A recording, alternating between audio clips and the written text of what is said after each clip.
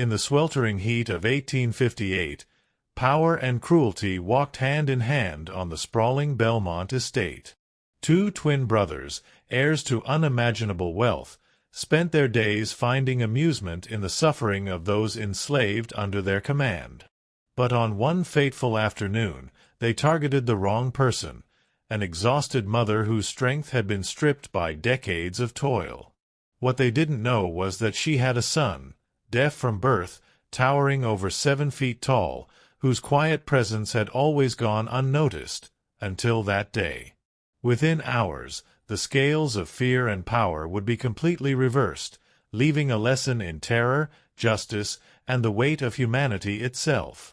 Bernardo and Balthazar Drummond were the embodiment of inherited cruelty, twins born into a world where privilege absolved them of labor, responsibility, or conscience. Their estate, a vast expanse of fertile land, had been built on the backs of hundreds of enslaved people, yet the young men never spared a thought for those whose toil enriched them. They spent their mornings lounging on the veranda, drinking imported wine, laughing at the sun-baked fields below, and seeking new targets for their amusement. Life to them was a theater, and the suffering of others was their preferred script. Every glance, every stumble, every weakness offered an opportunity to wield power like a toy. No law, no overseer, no parent could restrain them. They had been raised to command, not to care. Bernardo, the elder by mere minutes, wore cruelty as flamboyantly as his imported brilliantine combed through his dark hair. He relished spectacle, theatricality in every act of violence. A basket spilled on the earth, a bent-over back, a faltering step, each presented him with a moment to remind the enslaved that they were nothing, that their bodies belonged to him, and their suffering was entertainment. His laughter echoed across the coffee fields, a sound that could chill a worker to the bone, announcing that no one was safe from observation. He brandished his small whip more for show than necessity, enjoying the recognition of absolute control. Every motion, every glance, was calculated to instill fear. Balthazar, his twin, was a shadow to Bernardo's glare, equally cruel but quieter, more deliberate. Where Bernardo thrived on immediate reaction, Balthazar studied, circled, and waited. He noted vulnerabilities, remembered faces, catalogued weaknesses like a hunter planning a kill. His quiet observations often preceded moments of precision torment, an extra lash here, a humiliating command there, designed to break spirit slowly and methodically. Together, they were unstoppable, a tandem of recklessness and calculation, and the people who worked the fields learned to anticipate both. One spoke too loudly, another bent too slowly, and they became unwilling actors in the twins' perverse performances.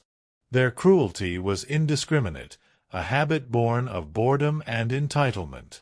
One day it might be a man falsely accused of theft, whipped for sport while neighbors watched in silence. The next, a woman forced to labor while sick, collapsing but still ordered onward, the echoes of her suffering ignored by the twins. Children were torn from mothers for nothing more than amusement, and the sound of weeping became a music of control in their ears. No punishment was ever measured, no restraint tempered their whims. Every action reinforced the unspoken law of the estate, obedience or suffering. The enslaved learned quickly, submission and survival were synonymous. On that particular afternoon, the twins found themselves restless, the midday heat doing little to temper their energy. Their father, Colonel Antonio Drummond, was away on business, and their mother remained shut behind the curtains of her chambers, wrapped in silk and disinterest. The veranda became their throne, the surrounding fields their stage, and they scoured for amusement. It was boredom, amplified by a sense of untouchable power, that led Bernardo to notice Helena, a woman already bent, worn, and fragile. She was their next target, though they could not yet know that this choice would awaken a force they had never imagined. In her weakness, They saw opportunity, and in that moment the seeds of reckoning were quietly sown. Helena's world was one of unrelenting labor and quiet endurance, each day a repetition of exhaustion and pain. She moved bent over the coffee plants, carrying baskets so heavy that her shoulders ached with every step, her hands blistered and bleeding from decades of toil. At 38, her body bore the weight of 20 years of back-breaking work, each curve of her spine a testament to suffering endured silently. Her skin, dark and resilient, bore the dust and sun of the fields, her eyes steady even as her heart quivered at the memory of past punishments. She had learned to mask her fear, to swallow humiliation, and to carry the unspoken weight of oppression as if it were a small stone lodged in her chest. Every breath she drew was a battle between endurance and the pain that threatened to overwhelm her. The estate itself was a kingdom of suffering, a sprawling network of fields, quarters, and overseers who ensured that every ounce of human strength was exploited. Colonel Antonio Drummond rarely set foot among the workers, preferring the comfort of his home while leaving brutality in the hands of others. Yet even absent, the shadow of authority loomed through the twins, whose presence alone was enough to make grown men tremble. They were predators in a gilded cage, armed with wealth and a sense of entitlement that allowed them to ignore the humanity of everyone around them. Helena had long since learned to anticipate their cruelty, to measure her steps and words, and to hope that invisibility would shield her from their whims. But in the heat of that afternoon, invisibility offered no protection. Bernardo's eyes had found Helena before she realized he had noticed her at all, his gaze sharp and assessing, delighting in the anticipation of her faltering. Balthazar followed silently, a predator studying a wounded animal, ready to exploit any weakness he could find. Their approach raised dust around her knees as she gathered the spilled coffee beans, each grain a symbol of her precarious survival. Helena's heart pounded with recognition. The twins' presence carried with it the threat of humiliation, pain, and the cruel games they played without conscience. She remained bent, collecting the beans with trembling hands, knowing that any movement, any sound, could be interpreted as defiance. Survival demanded silence, a performance of compliance that barely concealed the storm inside her. Words became weapons in their hands as the twins spoke casually of her son, Daniel, using his deafness and immense size as a tool of mockery. Helena's chest tightened as their cruelty dug deeper, targeting her maternal love and protective instincts. Daniel, though deaf, was never ignorant. He understood the world through vibrations, through subtle gestures, and most of all, through the expressions his mother could not hide. The twins had unknowingly awakened something elemental, something that had been growing quietly within him for years. Strength paired with restraint, gentleness paired with an unyielding sense of justice. Helena's silent rage mirrored Daniel's latent fury, a connection between mother and son forged through suffering and the shared understanding of oppression. The afternoon stretched on, relentless in its heat and cruelty, as Helena endured the push, the kick, and the humiliation, her body screaming even as her spirit fought to remain intact. Each action of the twins was calculated to inflict not just physical pain but psychological torment, reminding her of the fragile line she walked between survival and destruction. She forced herself to finish the work, gathering the spilled beans, tending to the harvest despite the injuries inflicted on her body. Every movement was agony, but also an act of defiance, a refusal to give them the satisfaction of breaking her completely. And all the while, beneath the surface, Daniel's presence loomed, an invisible sentinel who felt every vibration of cruelty and whose patience, tested for years, was nearing its limit. That day, the seeds of reckoning, planted by the twins' arrogance, were quietly taking root, ready to grow into a force no one could ignore. Daniel had been at the sawmill long before the twins would arrive, his massive frame moving with quiet precision. The heavy manual saw demanded every ounce of his strength, yet he worked with a rhythm that seemed almost meditative, his muscles coiling and releasing in perfect harmony. Though he could not hear the world around him, he felt every vibration in the wooden floor, each step, each movement signaling who approached. The sun had barely cleared the horizon, casting pale light over the sawdust-strewn boards, turning the early morning mist into a hazy veil. Daniel's mind, usually occupied with the simple mechanics of labor, was now consumed with anticipation, his thoughts circling the events of the previous day. Helena's suffering weighed on him, mingling with a rising storm of silent fury, a fire that demanded reckoning. From the veranda of the main house, the twins descended with the casual arrogance of men who had never known fear. Their polished boots disturbed the dust, sending up clouds that glimmered in the morning sun, yet Daniel felt every vibration, tracing their path with practiced awareness. Bernardo's sharp eyes sought out Daniel first, his smile cruel, the kind of smile that had broken men and women in seconds. Balthazar followed, slower, calculating, weighing the potential amusement of humiliation against the risk of resistance. To anyone else, the sight of two wealthy young men approaching might inspire panic or despair, but Daniel's gaze remained steady, unwavering, measuring, preparing. He read their expressions with ease, anticipating their next words, their next taunt, aware that they considered him less than human. The twins had no inkling of the storm they approached, no understanding of the strength restrained within this deaf giant. Bernardo's first words, taunting Helena's fall from the day before, were met with Daniel's immobile stance, his fists gradually clenching at his sides. Balthazar circled, eyes sharp, lips curling as he assessed Daniel's bulk, his mind racing with schemes to test the limits of the defective son. Every sneer, every mocking gesture, was catalogued by Daniel, stored in his mind as evidence of their arrogance. He felt the twisted satisfaction in their cruelty, the entitlement that allowed them to believe he could not perceive their malice. And in that moment, years of restraint and silent observation converged into a single, terrible awareness. The time for subtlety was ending, the reckoning inevitable. When Bernardo pushed closer, pressing a finger into Daniel's chest, it was the spark that ignited everything. The twins believed their size, their privilege, granted them control over a man they had underestimated for 22 years. But Daniel moved with a speed that belied his enormous frame, his right hand grasping Bernardo's throat, lifting him effortlessly, while his left caught Balthazar by the collar.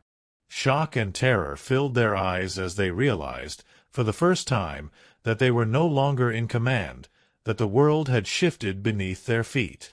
Daniel did not crush them. He did not strike.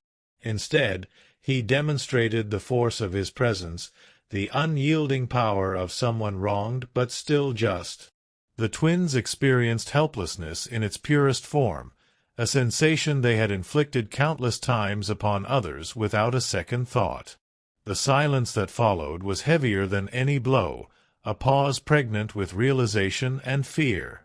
Daniel's dark eyes swept over them, seeing the terror that came not from physical threat alone, but from the sudden understanding that their cruelty had limits. He released them slowly, a deliberate act that impressed upon them the difference between strength and malice, justice and vengeance. As the twins stumbled back, breathless and pale, Daniel remained a monument of restrained power, his body a warning, his restraint a lesson they could never unlearn. And in the midst of that oppressive estate, surrounded by the smell of sawdust, sweat, and fear, something irreversible had shifted. The chains of authority they had wielded so easily were shaken, and a new presence had emerged, one that would not be ignored or underestimated. The air of the Belmont estate that morning was heavy, thick with anticipation and the stench of fear that hung over every laboring body. Helena struggled to rise, her back a map of yesterday's cruelty, ribs protesting with every careful movement, yet duty demanded she face the day. Rosa and the other women hovered nearby, offering support with a quiet urgency that spoke of countless days spent navigating the arbitrary whims of the masters. Word spread quickly through the enslaved community. Helena would face public punishment, a lesson designed not just for her, but for everyone who might imagine defiance.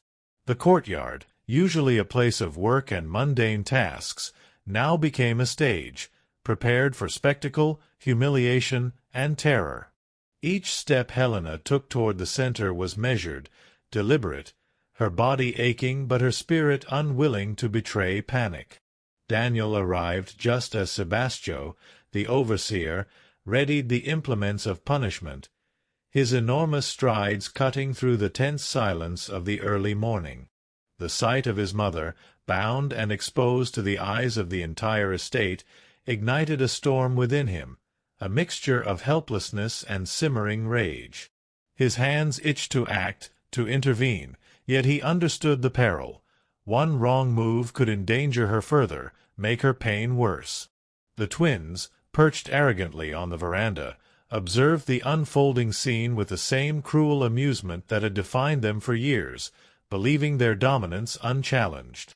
Each lash of the whip that fell upon Helena's back tore through the quiet air, a sound that seemed to slice through Daniel's very soul.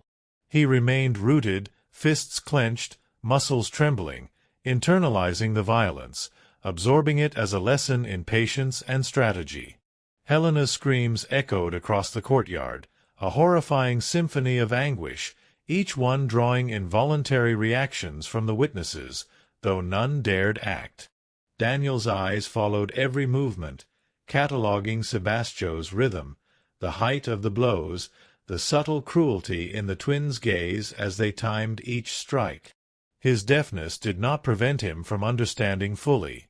He felt the vibrations through the wooden floor, sensed the whip's rhythm, measured every moment of suffering inflicted upon his mother. Tears streaked his face, but not for weakness. They were the torrent of suppressed rage and empathy, a storm contained by his understanding of the consequences. Helena, for her part, bore each lash with a mixture of horror and defiance, forcing herself to meet her son's eyes, conveying through her gaze the urgent plea to remain in control. Their silent communication was more potent than words, a shared understanding of danger and necessity. As the final lash fell, leaving Helena bruised, bloodied, and trembling, Daniel's restraint reached its limit. He stepped forward instinctively, but Helena's hands raised slightly, shaking, a silent command of caution, warning him to wait, to preserve both her life and his plan. The twins' laughter rang hollow as Daniel's gaze fixed upon them, a mixture of fury and calculation coiling within him like a predator poised for action. The crowd of enslaved workers watched in awe and terror, understanding that something fundamental had shifted. This man, whom they had always assumed powerless, possessed a will as indomitable as it was terrifying. Helena was removed from the punishment post, her body trembling with pain, yet her spirit strengthened by the knowledge that her son's wrath, though restrained, now existed fully in the world. Daniel knelt beside her, hands gentle, eyes dark with determination, and for the first time the twins' absolute dominion over fear felt fragile. In the aftermath, as Helena was tended with herbs and water, Daniel's mind worked tirelessly, considering every detail, every possible repercussion.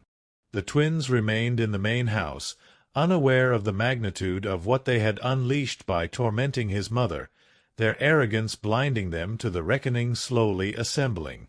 Daniel's silence was deliberate, his patience a weapon, his presence a constant reminder of power controlled and calculated. He had witnessed the cruelty of unrestrained privilege and understood that mercy, wielded correctly, could be as devastating as violence. The lessons of that morning were indelibly etched into the minds of all who watched. Cruelty might command obedience, but it could never command respect or fear in the heart of someone who had mastered both strength and patience. And in that quiet prelude to revenge, The first threads of retribution began to weave themselves into the fabric of the estate, unseen yet inevitable. Night fell over the Belmont estate like a suffocating blanket, carrying the weight of fear and anticipation that settled over both the enslaved quarters and the grand house above. Daniel stayed close to his mother, watching her carefully, noting the shallow breaths and the trembling that came from exhaustion and trauma. His mind worked tirelessly, replaying every cruel motion of the twins, every laugh that had accompanied Helena's suffering, every detail he could exploit. He was no longer just her son. He was a force, shaped by years of kindness and patience, now tempered with an understanding that sometimes survival required deliberate, precise action. The estate slept uneasily, unaware that the balance of power had begun to shift, and that a reckoning was being quietly prepared. Each heartbeat in Daniel's massive chest echoed the promise that the cruelty he had witnessed would be met with a response unlike anything the twins could imagine. By the first pale hints of dawn, Daniel was already moving, a ghost through the silent corridors of the house. Years of navigating the plantation through vibrations, shadows, and instinct had made him invisible in plain sight. He retrieved a mallet, rope, long iron nails, and a heavy canvas tarp, each chosen with deliberate intent, tools that would allow him to assert control without yielding to the baser instinct to kill. The main house loomed like a monument to stolen labor, its white walls gleaming in the pre-dawn light, a stark reminder of the system that had allowed cruelty to flourish unchecked. Daniel's approach to the twins' rooms was slow, methodical, every step calculated to avoid detection by the sleeping household. His massive hands, capable of uprooting trees or moving heavy logs, were guided by precision, by memory, by the careful planning that had now replaced simple anger with strategic resolve. He entered Bernardo's room first, a shadow among shadows, and observed the young man sleeping with the careless arrogance of privilege. The sight twisted something in Daniel's chest for a fleeting moment. He could almost imagine innocence there, before he remembered the 20 lashes that had nearly broken his mother. In 3 silent strides, he crossed the room, placing one enormous hand over Bernardo's mouth and nose, cutting off breath and sound in a gesture that combined terror with control. His other hand pinned the twins' chest, not to crush, but to dominate, to ensure compliance without spilling blood. With practiced efficiency, Daniel bound Bernardo's hands and feet and gagged him with a strip of fine linen, his actions a choreography of restraint, ensuring that power was clear but survival possible. Bernardo's wide eyes, tears streaming, met Daniel's face, and in that moment he understood. This was not cruelty for pleasure, but a calculated lesson in humility. Balthazar's room was next, and the scene repeated with chilling precision. The second twin stirred, half aware of danger, half blinded by sleep, but Daniel's presence was overwhelming, impossible to ignore or resist. The same ritual of binding, pinning, and muffling was executed flawlessly, and within moments both twins were confined in the cellar, their screams and struggles contained beneath the heavy canvas tarp and sacks of grain. Daniel had not killed them. He had crafted a punishment that would leave a mark deeper than death itself, the terror of helplessness, the humiliation of being overpowered by someone they considered defective. In their muffled gasps and frantic eyes, the twins discovered fear and vulnerability for the first time, a taste of the suffering they had inflicted countless times before. Daniel's restraint was deliberate, his mercy a weapon as sharp as any blade, teaching that justice could be served without bloodshed, and that true power came from the choice to show it. By the time the household began to stir, the twins were gone from their rooms, concealed, alive, but forever altered. Daniel returned silently to the quarters, where Helena and the other women awaited anxiously. His face bore no triumph, no cruelty, only a calm certainty that came from executing justice on his own terms. The twins were eventually discovered, disheveled, terrified, and unable to rationalize what had occurred. Their arrogance shattered, their dominance evaporated in the face of a single, unstoppable force. Word spread quietly among the enslaved workers, a sense of invisible victory seeping into the community, proof that mercy could be as devastating as violence, that restraint could teach lessons blood could not. Daniel's mother healed slowly, physically and spiritually, while he carried himself with a new presence, a quiet reminder that dignity cannot be taken, only surrendered, and that even in the darkest systems, the human heart can assert its power. The sun rose fully on August 5, 1858, casting light over a plantation that looked unchanged, yet had been forever altered. The twins moved like shadows through the estate, their confidence replaced by caution, their cruelty tempered by the memory of helplessness. Daniel and Helena survived, their bond strengthened by shared pain and silent understanding, their humanity preserved despite a world determined to strip it away. The story of that night became legend in quiet whispers, a reminder that strength and patience, when combined, could topple even those who wielded absolute power. And in that measured victory, Daniel demonstrated something the twins never could, that true power is not in dominance, law, or violence, but in choosing mercy and justice when the world expects only cruelty.